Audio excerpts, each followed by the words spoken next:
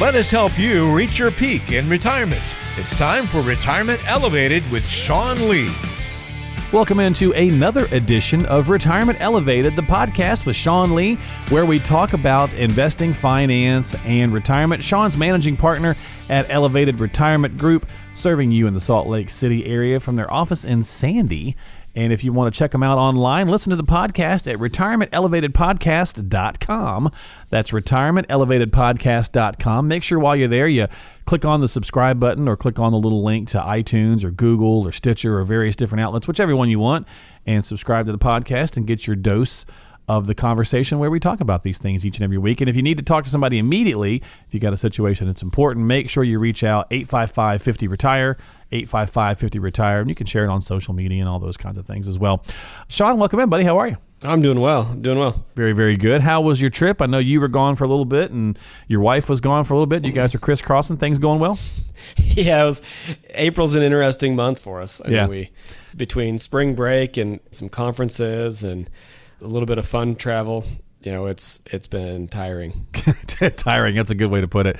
I don't have to worry about the spring break stuff anymore. My daughter's 22 now, so I guess I worry about it a little bit in the back of my mind, but not having to take spring break with the kids being home, so I don't have that problem anymore. Now I just have to have the worry of I hope she's not being stupid. Yeah, exactly. It's always something with your kids, right? It's always some form of worry in some form or fashion. But hey, speaking of safe and wanting them to be safe, let's talk a little bit about our topic this week. Let's discuss, is it safe, or when is it safe, I should say, for you to retire? We often get questions from people, listeners to the podcast and whatnot, and they're saying, hey, what's kind of a metric or a good way we can determine when it's quote unquote safe to retire? So let's look at a couple of key factors that help people maybe define what safe means and roll from there. So do you find, Sean, that most people are aiming for a certain age? Have we turned this corner in American life now where we're saying, okay, 62 to 65 is the range, or is it more about the dollar amount?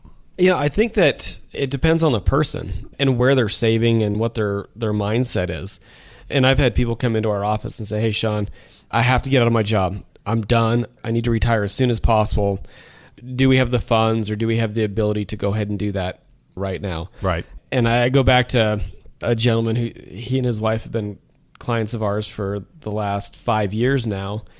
And we built the plan, and it came out to where, based on his income needs, the sources of income that they had, the assets they had built, they could retire at 62.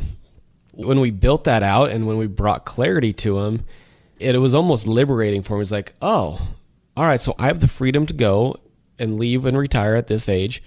And he was 60 and a half at the time, and be okay. Well, that also liberated him to the point where he quit his job, went out and found a job that he absolutely loved. That's awesome. And is still working now. And we just had the conversation the other day. I'm like, how you doing? He goes, I love it. I'm still loving it. I'm still going to do it until I don't love it anymore, knowing that my plan on the back end is in good shape. So when we start to look at, is it age or dollar amount? It's all about the math problem. Can your math problem withstand it? Does your math problem, based on your expenses, offset by your sources and your assets, does it allow for it to retire early? Does it allow for you to switch jobs if you need to? Or do you just have to put your head down and work until you're 67 or so? Right. Let the math decide, yeah?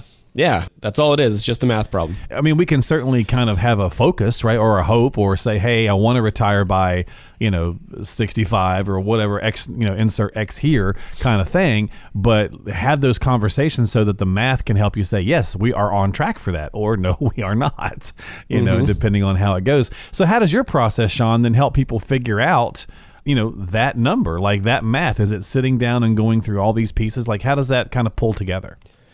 So the math side is, and I tell people, the math side is the easy side. We understand what your sources are, what your expenses are, but the beginning of the process is just getting a really good understanding of what somebody's goals, beliefs, values, and desires are when it comes to money. What does money mean to you? What's important about money to you? What do you want your money to accomplish? And then taking the time to understand what's currently happening. You shouldn't just jump into a plan and make changes to make changes. Let's do an evaluation and get a diagnostic of your current situation. And if there are gaps, and if there are problems, if there are issues, let's then go ahead and look at how you want to solve those. Because ultimately, all an advisor should be is just a guide to help an individual or a family make decisions that fit them, that go towards the goals that they want to accomplish, and help them along the way. Right. Which we say that a lot on here, but that's kind of the point. So is having that plan in place is going to help you achieve some of those things. So let's talk a little bit about the process a little bit more. So maybe you can share with us. You kind of shared a story a second ago, but maybe on this side we're talking about someone who, after going through the process, you kind of have to deliver that news. Hey, you're going to probably need to keep working a little longer than anticipated. I'm sure that's never fun, but after kind of illustrating that, does it kind of the clarity sink in, I guess?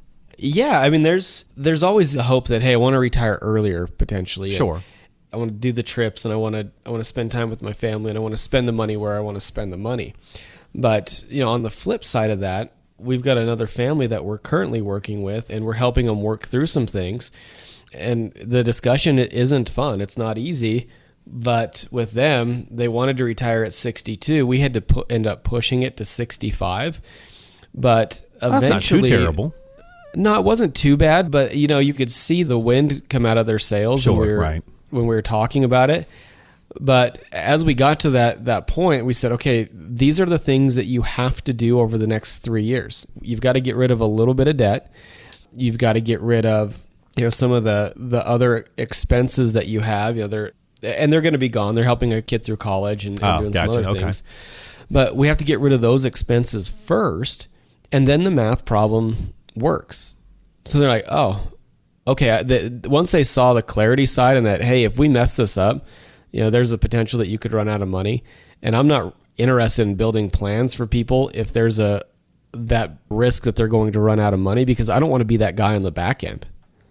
It's like, hey, sorry, you got to go back to work and you're 80 and you're 80. Yeah, exactly. Not a lot of fun there. I'm sure that conversation is not. But to your point, right, if you're hopefully planning through these things a little sooner than later, you can kind of find out this information.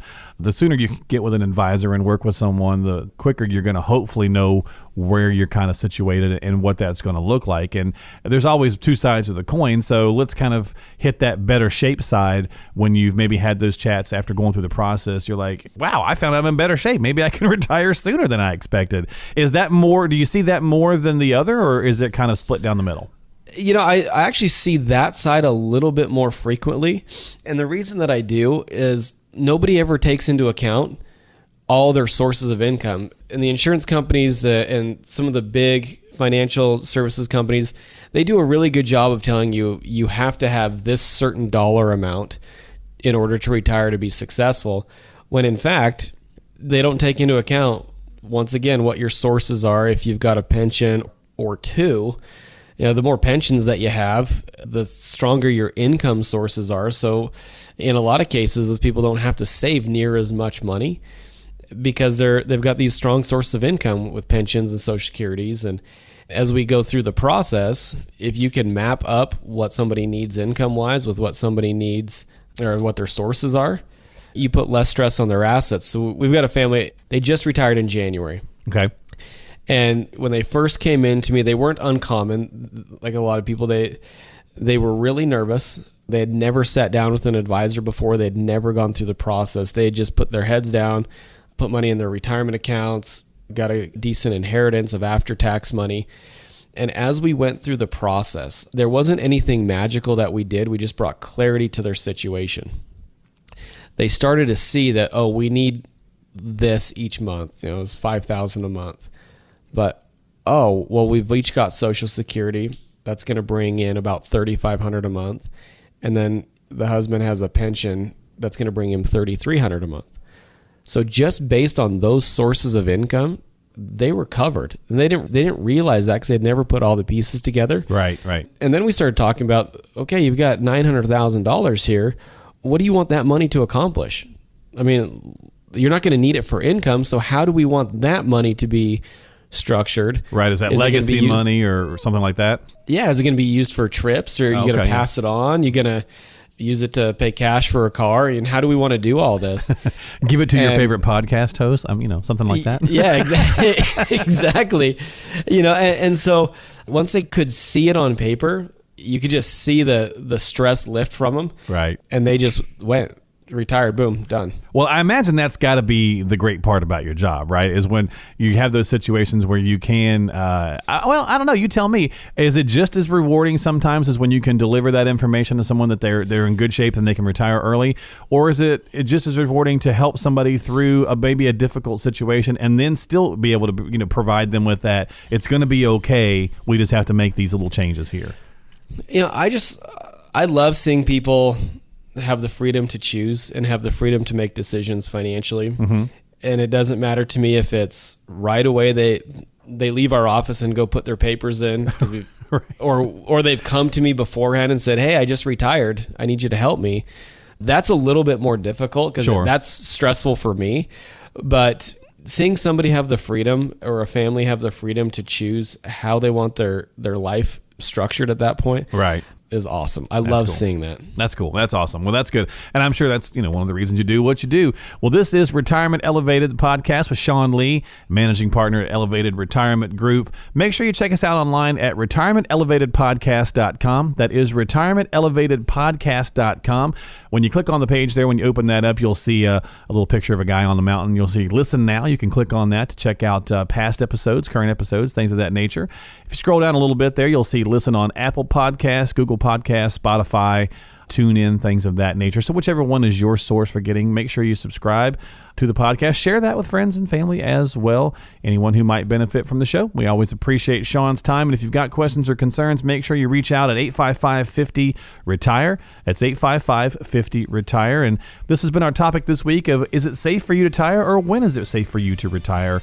If you've got those questions or concerns, make sure you're having that conversation with your advisor. And again, Sean and the team at Elevated Retirement Group are here to help. If you have some questions, 855-50-RETIRE. Sean, my friend, thanks for your time, buddy. I hope you have a great week. Hey, thank you. You do the same. We'll talk to you next time here on Retirement Elevated.